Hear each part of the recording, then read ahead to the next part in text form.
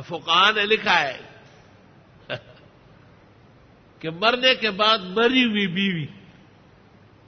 خاون کا ارمان ہوتا ہے زمانہ گزرا ہے یاره یو نظر ګورم بیا به تورو خاورو لاندې شي او بیا به نشم کتلی مولیان ټول جمع او جزیه خو ته یاد نه په وخت باندې ما فتاوی شام کی لیکلی لہو ان یرا وجہها خاون کو اجازت ہے چہرہ دیکھ سکتا ہے بھائی جی موت سے تو نکاح ختم ہو گیا میں نے کہا تھوڑا سا باقی ہے جو لکئی پاتے تھا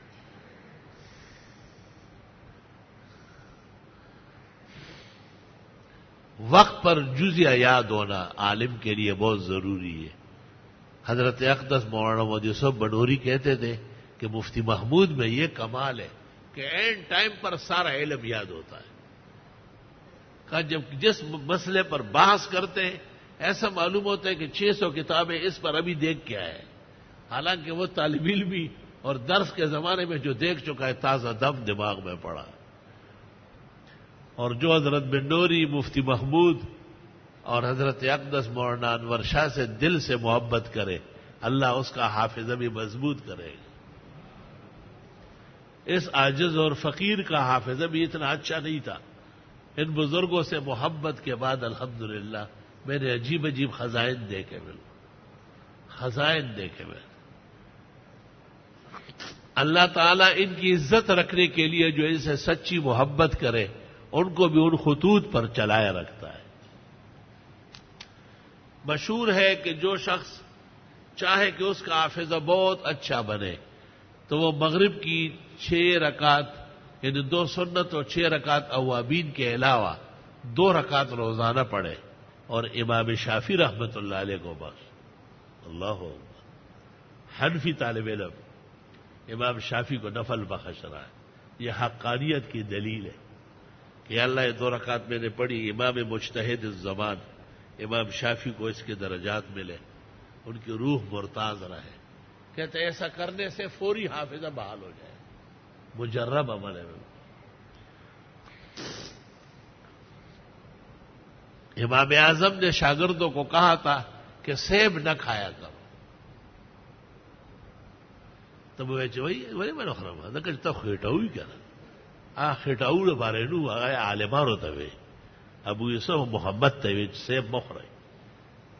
چنانچہ جہاں سیب کی فصلیں زیادہ ہے